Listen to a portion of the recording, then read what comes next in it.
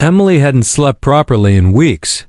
The late-night arguments, the unpaid bills stacked like a leaning tower on the kitchen counter, and the way her husband Mark stared blankly at walls had all combined into a knot of anxiety, twisting in her stomach every waking moment. Their life, once stable, warm, predictable, had unraveled so quickly she still struggled to understand how they'd gotten here. Mark's business had collapsed. Not slowly, not in a way they could prepare for, but like a sudden storm ripping the roof off their home.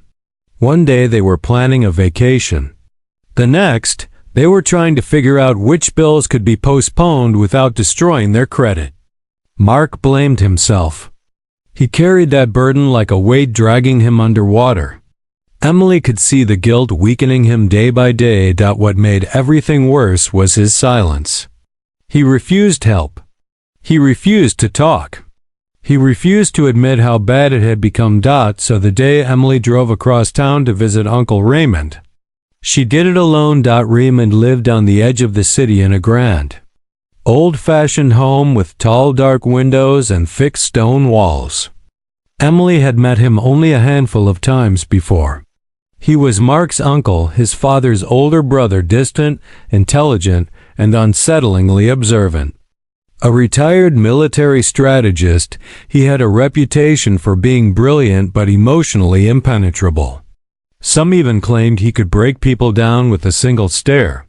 Emily parked in his circular driveway and sat for several minutes, gathering courage. She didn't want to be here. She hated the idea of asking for help, especially from someone as intimidating as Raymond. But at this point, her pride was nothing compared to her desperation. And Raymond was wealthy, very wealthy. If he chose to help Mark, this nightmare could end. She rang the doorbell. The door opened as if someone had been standing behind it the entire time. Emily. Raymond's deep voice carried both surprise and curiosity. He led her inside without a word, and they sat in his vast study.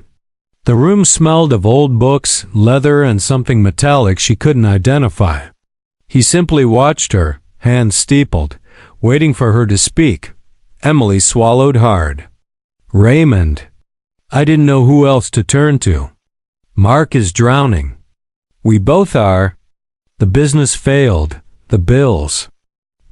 She stopped when her voice cracked. She hadn't meant to cry, but the pressure of the past month surged through her like a flood. Raymond didn't reach for her. He didn't offer consolation. He simply nodded once, as if confirming a calculation he had already completed. And Mark refuses help, he said quietly. Emily blinked. Yes, how do you? I know my nephew, Raymond said. He carries the stubbornness of his father. Emily felt a flicker of hope. She leaned forward. Please, can you help us? Just long enough for Mark to get back on his feet? Raymond didn't answer immediately. He stood, walked to a cabinet, unlocked it, and removed a sealed envelope. When he returned, he placed it gently in her hands. You came to the right person, he said. But you won't like the price. Emily's breath caught. Price? What do you mean? He didn't elaborate. His expression remained unreadable. Open this only when you return home, he instructed. And tell Mark? Nothing. Emily's heart raced. Raymond, what is this? He stepped back into the shadows of his study, hands behind his back. A solution, he said. And a warning. The conversation ended abruptly. Within minutes, Emily found herself outside again.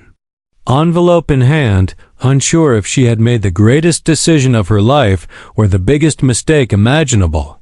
She stared at the envelope long after she'd reached her car, knowing that whatever was inside would change everything. She just didn't know how. The drive home felt longer than usual, as if the city itself had stretched, trying to delay what waited for her. Emily kept glancing at the sealed envelope on the passenger seat. Its thick paper strangely heavy, almost too heavy for something so small. Raymond's words kept echoing in her mind. You won't like the price. And worse, tell Mark nothing. By the time she parked in front of the small house, her nerves were frayed.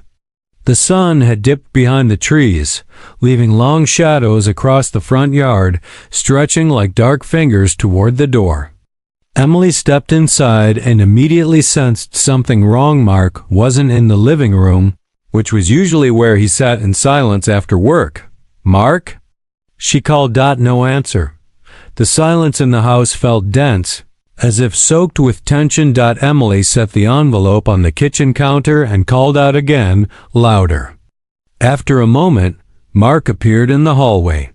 His hair was unkempt and his eyes were red, as though he'd been crying or hadn't slept in days. "You went to see him." His voice was quiet, too quiet. Emily froze. You knew?"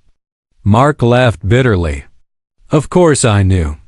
You think I don't recognize desperation when I see it? I just didn't think you'd actually go." The hurt in his voice stung, but she pushed past it.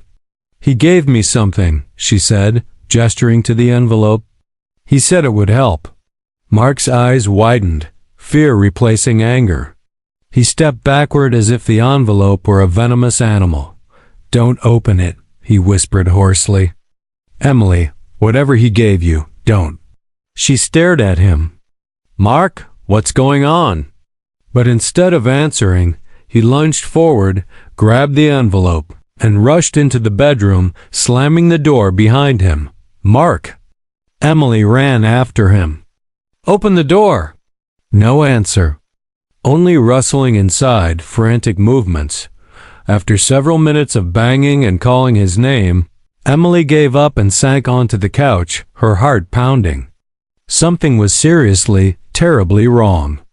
Mark wasn't just stressed, he was terrified. A thunderous boom echoed from outside. The house shook. Emily shot to her feet, rushing to the window. The driveway was lit by a flash of headlights, flickering like dying fire. Raymond's car. At least what used to be Raymond's car. The windshield was shattered. The driver's door hung open, swaying lightly in the wind. The interior lights flickered weakly, illuminating the empty seats. There was no sign of Raymond. Emily felt her blood run cold. "Mark!" she screamed. "Come look at this." But he still didn't respond. She grabbed a flashlight and raced outside. Her breath puffed visibly in the night air, though it wasn't cold enough for that. She approached the car cautiously. The dashboard was cracked. A strange scorch mark stained the hood circular. Metallic looking, as if something had burned into the metal from above. Then she saw the footprints. In the soft dirt beside the car were muddy tracks leading away from the driver's side door. Raymond's heavy footsteps heading toward the woods behind their home, but beside them, another set. Lighter. Faster. And deeper, as though the person had been running. Emily shivered. Someone had followed Raymond here. Someone or something had chased him. She took a shaky step backward, instinct screaming for her to return to the house. But when she reached the porch, she noticed something that made her breath catch. The bedroom window was glowing faintly. A pale light, like a lantern underwater. Mark was doing something inside. Emily stood frozen at the doorway, torn between three terrors: Raymond's disappearance, the mysterious footprints, and whatever had driven Mark to lock himself inside with that envelope. Whatever the truth was, it was already unfolding, and Emily had no idea how to stop it. Emily stood at the doorway, staring at the faint glow seeping from under the bedroom door. Her heartbeat pounded in her ears, blending with the wind outside and the fragments of Raymond's last known presence, the shattered car, the mysterious footprints. She swallowed hard and forced herself to move. "Mark," she whispered, knocking softly. "Please, open the door. I'm scared." For a moment, there was only silence. Then the glow abruptly dimmed. A moment later, the lock clicked and the door slowly creaked open. Mark stood inside, his face pale, his hands trembling. The envelope lay open on the bed, its contents spilled out. a map, a tarnished metal key, and an old family photograph. Emily stepped inside cautiously. "Mark, what's happening? Why are you so afraid of your uncle? Of this envelope?" Mark sat heavily on the edge of the bed, burying his face in his hands. When he finally looked up, his eyes were filled with a mix of guilt, grief, and something that looked dangerously close to panic. "You shouldn't have gone to him," he said hoarsely. "You don't understand what he's capable of." Emily clenched her fists. "Then explain it to me, please." Mark hesitated, then reached for the photograph. The picture was old, faded at the edges, but Emily recognized Raymond immediately. He stood beside Mark's father, both in military uniforms. But between them was a third man whose face was violently scratched out with ink. Emily frowned. "Who is that?" Mark's shoulders sagged. "My uncle told everyone he was an only child." "That's not true. The man in the picture is my father's twin brother." Emily blinked. "Twin?" Mark nodded. "His name was Samuel, and he was brilliant, more brilliant than my father or Raymond. He was a scientist working on classified military technology. But something happened. Something that made the government shut down the entire project and erase every trace of Samuel's identity." Emily felt a chill. "What was he working on?" Mark pointed toward the map and the key. "A vault. A hidden facility. He and Raymond built it together. Samuel stored something inside. Something worth hiding from the entire world." Emily's stomach twisted. "And Raymond wants us to open it?" Mark shook his head sharply. "No, that's the problem. He doesn't want us to open it. He wants to control it." "Control what?" Mark hesitated again, then picked up the envelope. Inside, beneath the map and key, was a slip of paper Emily hadn't seen earlier. A warning, written in Raymond's distinct handwriting. "Trust no one, not even Mark." Emily stared at the words, her breath catching. "What? What does this mean?" Mark winced visibly. "My father believed Samuel wasn't the only danger. He thought someone in the family would betray the project. He didn't say who. He died before he could."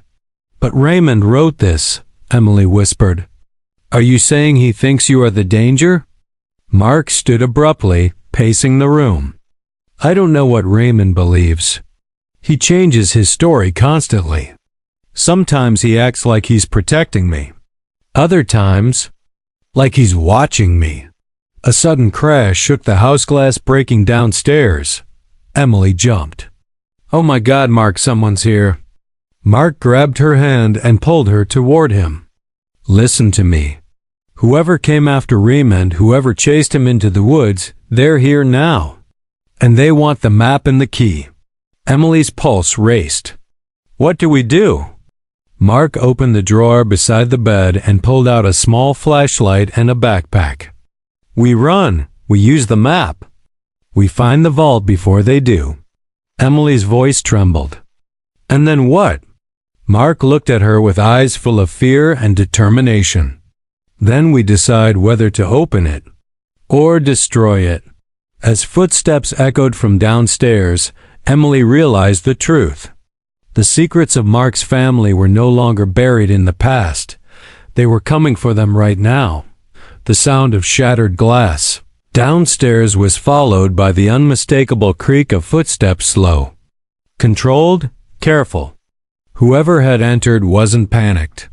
They were confident, trained, hunting.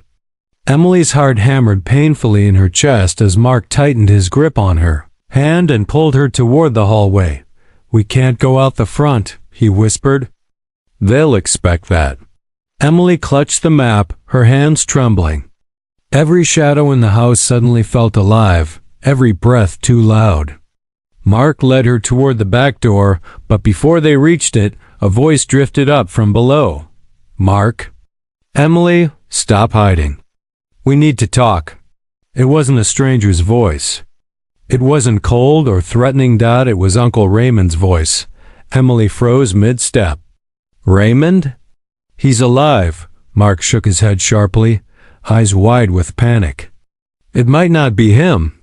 The footsteps grew louder, climbing the stairs one deliberate step at a time. Raymond's silhouette appeared in the dim hallway, light, tall, steady, but leaning slightly as if injured. Blood soaked through the fabric of his sleeve. His face was pale, drawn, but unmistakably alive. "Emily," he said softly, raising a hand. "Please, come here." Mark stepped in front of her protectively. "Stay back." Raymond ignored him and fixed his eyes on Emily. "You came to me for help. And I gave it.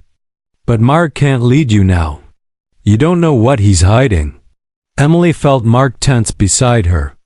"Don't listen to him," Mark hissed under his breath. "He's manipulating you, he always has." Raymond frowned, his expression darkening. "You think I don't know what you've been doing, Mark?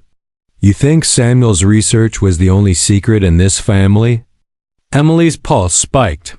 She looked frantically between them, two men she should trust. Two men with the same desperate urgency in their eyes. "Stop," she whispered. "Both of you. Just tell me the truth." But neither did. Instead, Raymond took one slow, limping step forward. "Emily, the vault must never be opened. What's inside will destroy everything. Mark thinks he can control it. He can't."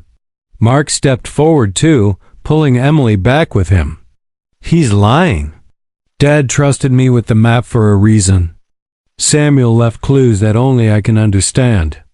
Raymond has spent years trying to take the vault for himself." Raymond's eyes flashed with something like anger or fear.